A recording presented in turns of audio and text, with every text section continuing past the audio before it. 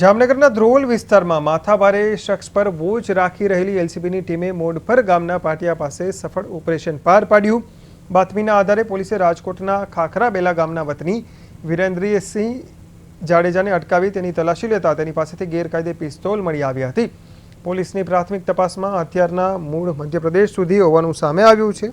આરોપીએ મધ્યપ્રદેશના અનિલ ભુરિયા પાસેથી આ હથિયાર ખરીદ્યું હતું અને તે અંગે તેણે કબૂલાત કરી છે। ત્યારે હવે સપ્લાયરને પકડવા માટે પોલીસે તપાસ તેજ કરી છે। આ કાર્યવાહીથી ગુનેગારોમાં ફફડાટ ફેલાયો છે। પોલીસે આરોપીની ધરપકડ કરી કાયદેસર કાર્યવાહી હાથ ધરી છે।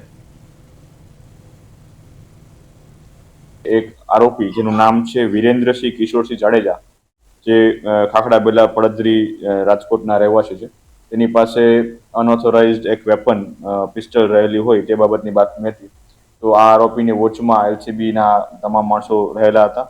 જે સંદર્ભે જે આરોપી જે છે એ રાજકોટ હાઈવે ઉપર મોડપર ગામના પાટિયા પાસે મળી આવેલો હોય અને તેની પાસેથી એક કન્ટ્રીમેડ પિસ્ટલ જેની કિંમત આશરે 25,000 રૂપિયા છે, એક જીવતો કાર્ટિસ જેની 100 રૂપિયા કિંમત અને એક મોબાઈલ ફોન કિંમત 5,000 ગણી કુલ 30,100 રૂપિયાનો મુદ્દામાલ સાથે આરોપીને પકડી પાડવામાં આવેલો।